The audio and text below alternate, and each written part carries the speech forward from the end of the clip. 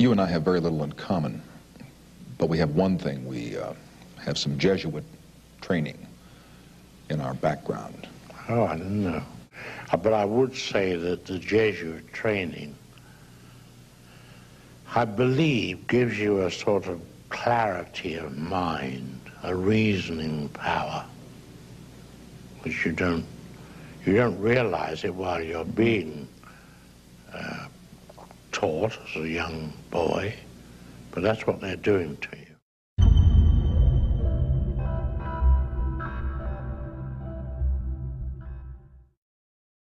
In 1973, Jesuit tactics were used in a film that was nothing more than the promotion of the Jesuit order, The Exorcist. The most feared deity of ancient Babylon, Pazuzu, was a demon that was possessing this young girl in this film. Based upon the true account of a Jesuit priest, the film makes God look weak and powerless, but the Catholic Church strong and majestic. Where an actual Jesuit priest, William O'Malley, stars in the film. The writer and producer of The Exorcist, William Peter Blatty, was educated by the Jesuits in Georgetown. Modern cinema is modelled upon Alfred Hitchcock, but its style can be traced back to the magic lantern of the 1400s, where a 17th century German Jesuit priest, Athanasius Kircher, revolutionized its invention to an occultic art form to lure people away from the Bible back into the fear of Jesuitized Catholicism. He is also the father of broadcasting with his megaphone. So why do few people know about the Jesuits and what impact do they have on the world today? Jesuitism is an impenetrable mystery to 99 out of 100 of the Jesuits themselves. Russian mystic Madame Blavatsky had access to their own writings and quotes from them. The order has secret signs and passwords according to the degrees to which the members belong, and as they wear no particular dress, it is very difficult to recognize them unless they reveal themselves as members of the order. There is also a secret class known only to the general and a few faithful Jesuits which perhaps more than any other contributed to the dreaded and mysterious power of the order, says Niccolini. The Jesuits operate in a world that few people can see, and that is why they are so successful at what they do. In 1773, when the Jesuits were abolished under its head Lorenzo Ricci, Adam Weishaupt, a Jesuit professor of canon law, continued something that the Jesuits had achieved for almost 2 centuries: infiltration. On this Catholic church in East London, you can see a pentagram. But in Freemasons' Hall in Covent Garden in London, the headquarters of the United Grand Lodge of Masons in England, you can also find the pentagram.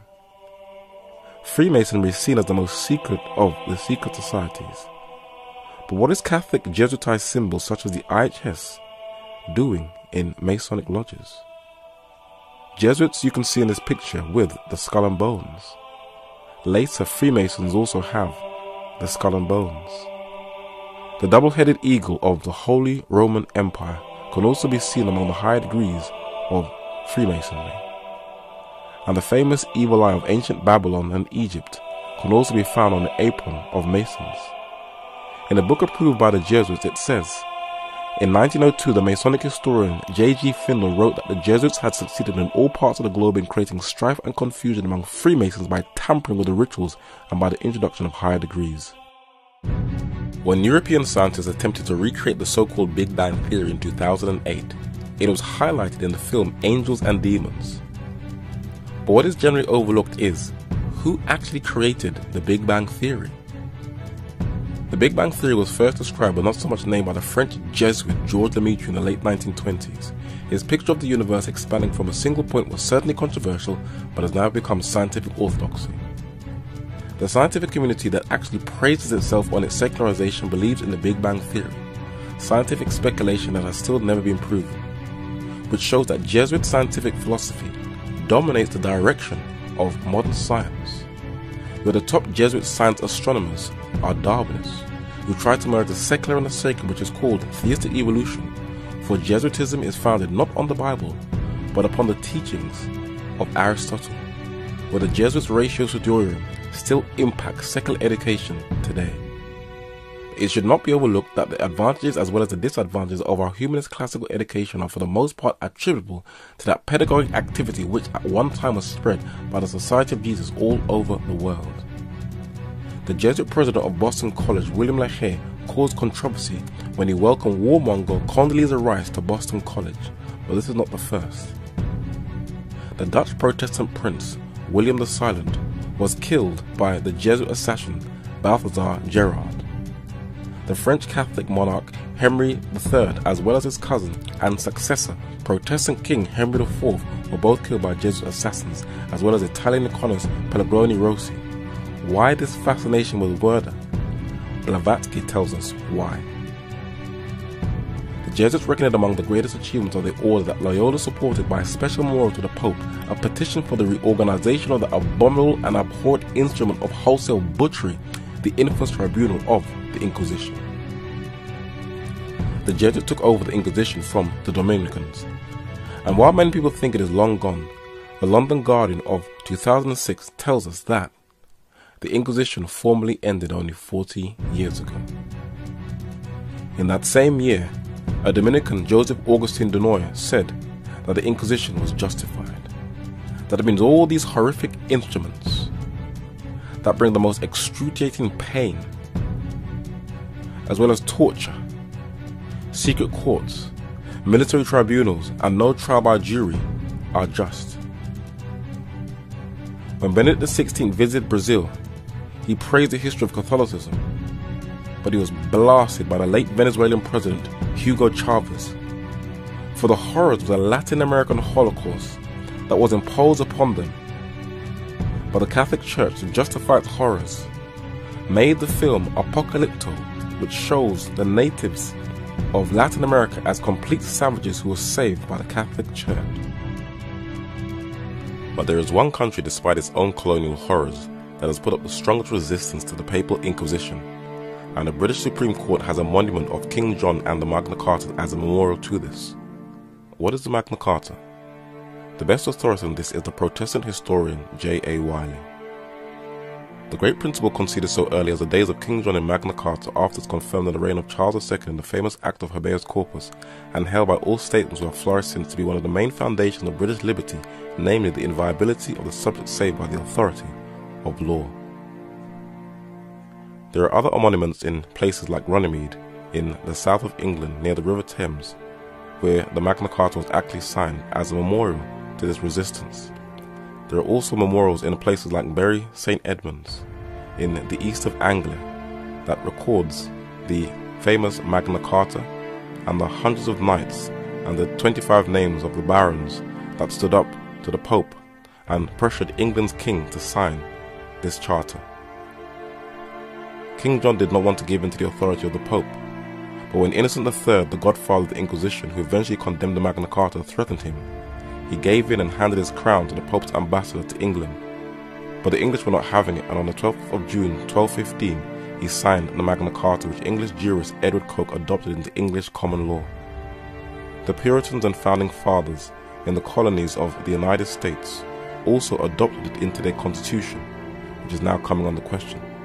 Section 39 of the Magna Carta reads, "No free man shall be seized or imprisoned or stripped of his rights or possessions or outlawed or exiled or deprived of his standing in any other way, nor will we proceed with force against him or send others to do so except by the lawful judgment of his equals or by the law of the land." But we're now seeing that secular politicians and judges on the back of the war on terror are trying to stealthily incorporate the principles of the Inquisition into the British system. Even EU laws are undermining the authority of the Magna Carta, aligning itself with the threats of Pope Innocent III by sounding almost identical to Roman Catholic canon law. A person accused in a penal case can, even though absent, be brought to trial before the tribunal of the place in which the offence was committed. Accusing a person of a crime before it is committed is also from the Inquisition, which is displayed in the trailer of this post-9/11 film, Minority Report. Positive for Howard Marks. Mr. Marks, By mandate of the District of Columbia Pre-Crime Division, I'm placing you under arrest for the future murder of Sarah Marks and Donald Dubin to take place today, April 22nd, at 0800 hours. Where does the torture method of waterboarding actually come from to extract information from a suspect?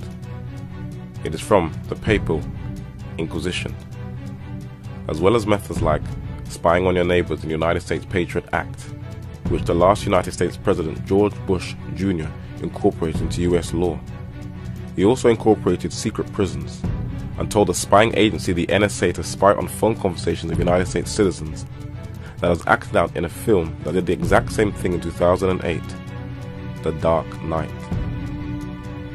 With constant terror laws being passed threatening freedoms, President Obama continues the Inquisition with glorifying the use of torture in Catherine Bigelow's film Zero Dark 30. While many may laugh and mock and think that the Jesuit agenda is outdated, the last Superior General of the Jesuit, Peter Hans Kolbenbach, in 2003 tells us their objective. The efforts of the Jesuits to bring Britain back to the Catholic faith have been praised by the leader of the order.